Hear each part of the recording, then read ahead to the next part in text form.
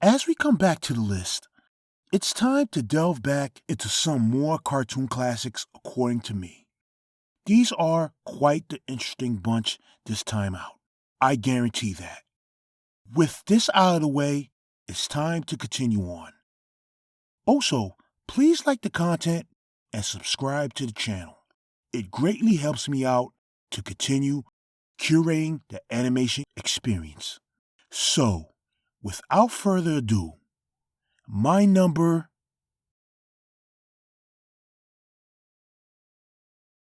Number 19 is a unique entry indeed. It wasn't a cartoon that had flashy action scenes or gags that made it interesting. In fact, you wouldn't mistake it for anything like that at first glance.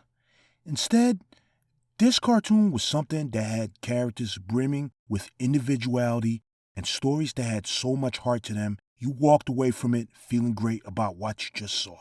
My pick for number 19 is none other than Hey Arnold.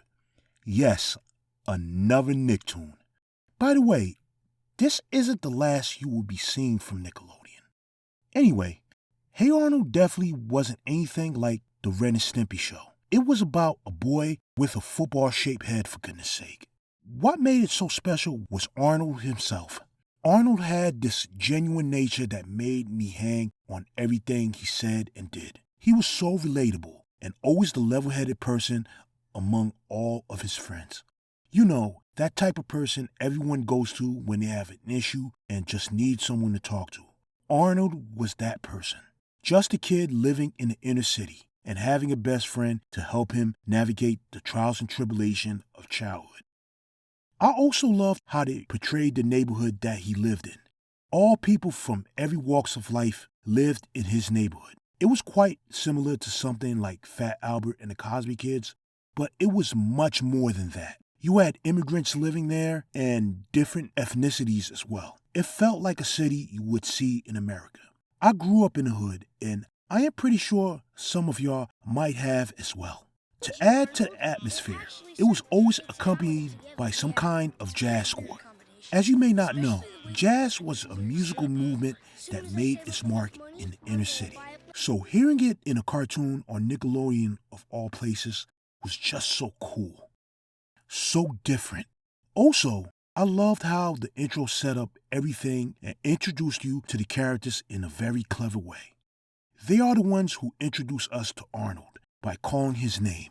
It signified that he was the most important person around them. It showed in the cartoon as we see how the characters interacted with him and vice versa. I have this mantra I live by when it comes to telling the story. The characters are the story. Hey Arnold follows that to a T. In Arnold's case, we will get into that shortly. As for the other characters, you had Harold, who was a very chubby kid and a heckler, but also somewhat lovable. Then you had Gerald, who was Arnold's best friend, a black kid with a high-top haircut. I definitely loved Gerald. He was the type of kid that I knew around my way, just like my best friend, always there when I needed him. The friendship between him and Arnold always sold it for me. They were so loyal to each other. It was a beautiful thing to see because it related to what I was seeing in my daily life. Then you had Helga Pataki, Arnold's bully. Usually, bullies were always portrayed as something one-dimensional, like just being mean-spirited, and that's it. Okay, Helga was that, but the twist was that she actually had a crush on Arnold. I remember seeing this character and thinking this was one of the most interesting characters I have ever seen in any cartoon. Back then, I just loved and loathed her at the same time. Loved Helga because despite her being mean-spirited on the outside, you knew it was a facade and she could be a great person as she was allowed to be. And her backstory to why she's the way she is was absolutely brilliant. Once I have seen it, it made me look at her in a whole different way, which is why I loathe her as well. I would always get infuriated because she was constantly conflicted about her feelings for Arnold. To a point, it drove her nuts. And I'm just saying, could you please tell this kid how you feel about him so you won't be this way? For goodness sake. Anyway, The rest of Arnold's friends were just as memorable, and you just felt that they had their own issues to deal with. Speaking of that, the mystery surrounding Arnold regarding the whereabouts of his parents is what made Arnold who he is. Despite him being a kid living with his grandparents and not having a real mom and dad, he always managed to have a very mature outlook on life. Never seen a kid portray like that in any cartoon. Arnold was always at the heart of the series, and it always kept me coming back to watch it more and more. Truly one of a kind. Move it, football head! Hey, Arnold! I have something to confess. My number 18 wasn't originally on this list at all. Instead, I had Thundercats. So what made me replace it? Well, it mostly came down to how it aged. That's very important in factoring what made something great in the first place. It always has to hold up, no matter what. Look at Looney Tunes, for example. I think most cartoon lovers and historians would agree that they are the pinnacle of the golden era of animation and would watch them on any occasion that arose, if given the chance. Unfortunately, this brings me to Thundercats. It hasn't really been afforded that luxury. Don't get me wrong, Thundercats is a great cartoon that deserves a huge place in the hearts and minds of anybody who grew up watching cartoons in the 80s. No slight on it. It's just that it's too steeped in the era that it resided in. Instead, I chose something that exemplifies how a cartoon should age. A staple of early Cartoon Network. I speak of none other than... So, what made it so special to me? Well, it showcases Gendy Tartakovsky's immense talent right out of the gate. And if you don't know, let me tell you. Gendy loves to lean on references in his works, from movies, comics, and other various media. Now, as a teen in the 90s, I really didn't get most of these references as they flew over my head. Except for one. I believe this was what made it age so well. Dexter's Laboratory was a cartoon that never took itself too seriously. For instance, there was one segment where they paid homage to hip-hop, but it was done in a way that gave it a level of respect to the genre. When I saw it, I was absolutely floored. It was its execution that amazed me. Word! Usually, when they try to portray something like that in any form of media, they always make it cheesy and corny. Dexter's Laboratory managed to do it in a very tongue-in-cheek way, and it was surprisingly accurate. This is coming from a die-hard fan of the culture and genre, by the way. Dexter's Laboratory was a cartoon that wore its influence on its sleeve, and I am always clamoring to find them, coming back as an adult, that is. Dexter's Laboratory also had some light continuity as well. That came in the form of the Justice Friends, a parody of the Avengers, and his nemesis Mandark, a fellow genius student who always tried to upstage Dexter at every turn and get rejected by Dee Dee in the process. Speaking of Dee Dee, she was quite interesting out of the two. In fact, I will go as far as to say that Dexter's Laboratory wouldn't have been as good if it wasn't for her in it. She was so wonderfully oblivious, to a point where she could wreck his lab without even knowing it. And Dexter's reaction was always priceless and made for a great laugh. And to top it off, he had a pet monkey who turned into a superhero and went out to fight crime when Dexter left the lab. Such ingenious. I love pet monkeys. Sue me. Not you, Mojo Jojo. In all, Dexter's Laboratory was a cartoon that I loved dearly and reminds me of a time when Cartoon Network actually cared about animation to a T. A time when they had put cartoons at the forefront of children's entertainment entirely. Oh, I have another favorite, but I think I will save that for another episode.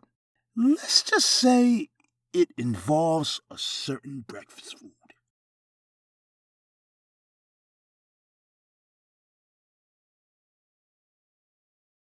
My number 17 is a cartoon that I am glad to have on this countdown. I adored this cartoon ever since its premiere in syndication and ABC as well. My number 17 is, of course, Beetle Juice, the animated series. First of all, let me profess my love for Tim Burton's films. I'm a huge fan of his. Stuff like Edward Scissorhands and A Nightmare Before Christmas were always staples for repeat viewings to me. But Beetle Juice was the movie that made me a true fan of his. Upon seeing it, I didn't know what I was in for, but I did know that after it, I wanted to see more of it. Supposedly there's a sequel in the works, but I am speaking in the context of the late 80s, and Beetle Juice was something that I adored. In the movie, you had Michael Keaton playing the title role of Beetle Juice, and Winona Ryder as Lydia. But the movie was really about the ghost that previously inhabited the home Lydia moves in. Well played by Alec Baldwin and Gina Davis, of course. It was mostly a horror comedy, and it was done very well. As for the animated series, it was mostly like the original movie, except it was Beetle Juice and Lydia. In fact, I would go as far as to say that the cartoon was a true continuation of the movie. This was in part with how much input Tim Burton had with the cartoon. The anime series wasn't borderline creepy like the movie was, but it did manage to capture the feel of the movie. I always had fun watching it, and this was due to Beetle Juice himself. I will even go further. I believe that the anime series was actually better than the movie itself.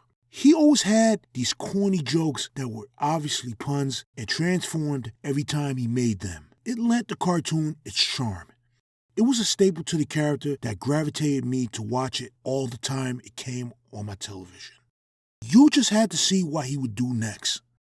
Lydia and Beetle Juice's friendship carried this cartoon and did it for me. Something that was definitely not touched upon strongly in the movie. Also, you had the very terrible CGI scenes within the episode. Well, by today's standards, that is. But even then, it was quite a marvel to see it in any form of entertainment, due to how new and scarce it was at the time. And that intro, to this day, the music from it has stayed in my head. In all, Beetle Juice was just a cartoon that knew what it was. It was just fun and entertaining to watch, like a cartoon should be. It never tried to be more than it was, and that was enough for me. Today, it reminds me of one thing. They just don't make cartoons like this anymore, and they never will, and I'm fine with that. Hey, the last laugh! You know I love it!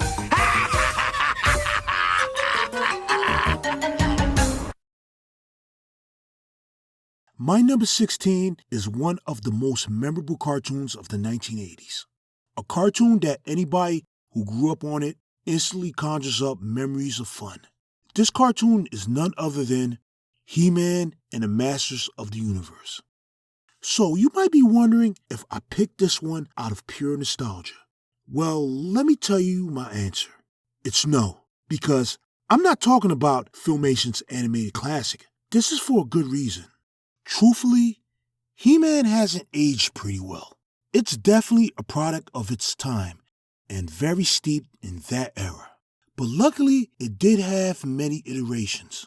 This brings us to my number 16 pick. It's none other than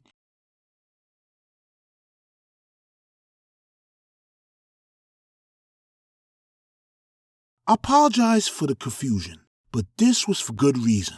See, nostalgia can be blinding in determining what made something great. Some things are just meant to stand the test of time and others aren't. But when something comes along and improves on the original but also respects the source material, it has to be commended. Case in point, this describes HeMan 2002 to a T. By the way, I will be calling it that from here on out. When I first heard about it and saw it premiere on Cartoon Network, I was super skeptical and hesitant about it. Then I watched and saw the intro. I knew right there this was going to be something very special. That intro. This thing literally starts almost like the original intro. The opening monologue of Adam introducing himself along with Cringer, then suddenly an all-out attack happens and everybody just jumps into action. We see every character introduced in this intro in quick succession. Just remember being floored with how brilliant it was. The presentation was so effective with how it paid homage to the original, even though it didn't have to do so. On top of that, you see what direction the series was going immediately. That level of detail is everything to me. An intro can sell you on any show if it's done very effectively.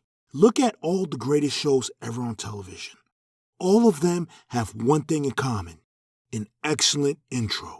And the entire feel extended to the series itself. The animation was super detailed, Korean outsourced animation in its prime. Very detailed and sharp lines. It just looked great.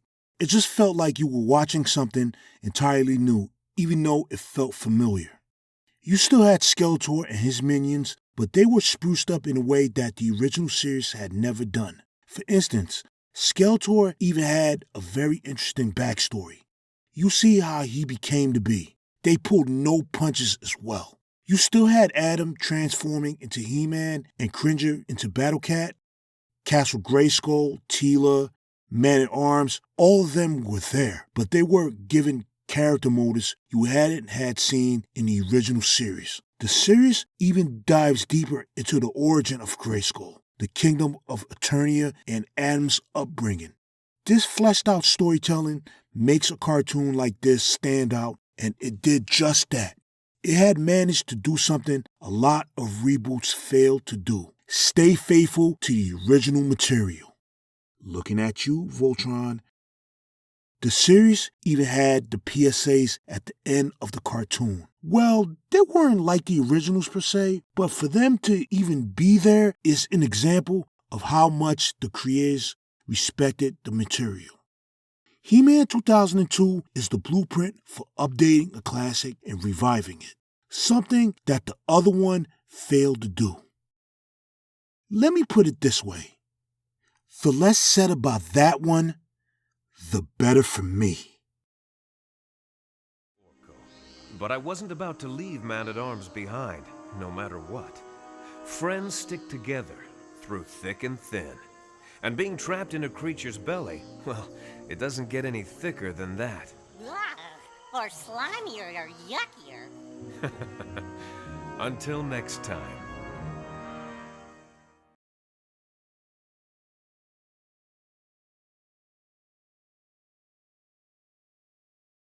My number 15 is a cartoon that truly holds a special place in my heart.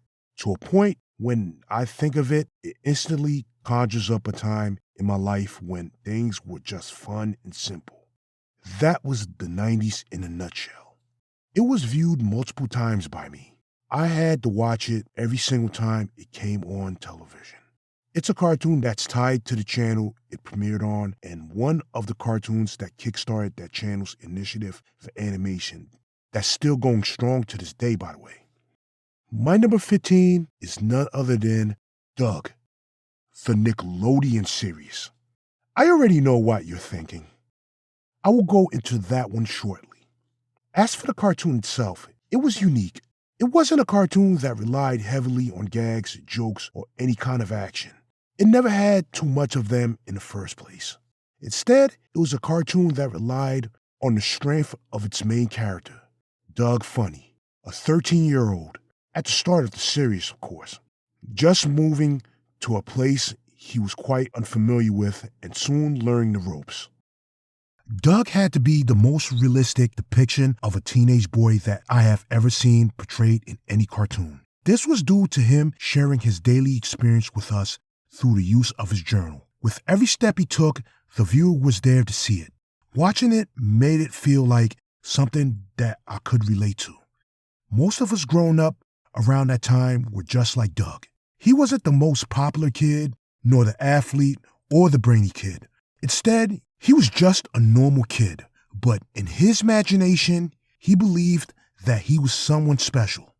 Whether it was a secret agent, a superhero, or an adventurer, he believed that he could tackle any problem that he was stressing over. But in the end, it was always about him letting go of the anxiety he had about the situation he was in and facing it head on. You never really got this portrayal of a kid in any cartoon at the time. Doug just felt real. I was Doug, and I'm pretty sure a lot of you guys out there were as well. That anxiety that he had, like getting his first case of acne, dealing with a bully, to replacing those pair of sneakers that you cherished so much, all of these things happened to him in this cartoon. Also, I adored the colorful cast of characters. That's the aspect that made this show so special. Everybody had very unusual colors to them. This made you concentrate on who they were as characters. Like Doug's neighbor, Mr. Dink. He was a bit off his rocker and quite goofy at first glance, but when it came down to it, he was always there to give Doug some kind of advice, whether it was good or not. And his wife always offered something cynical to say about her husband. The Dinks could have been any of our neighbors living next door. This extended to the other characters as well, such as Roger Klotz, who was Doug's bully and sometimes not. He was that way because of where he lived compared to the other kids. This was always real to me, that kid from the other side of the tracks.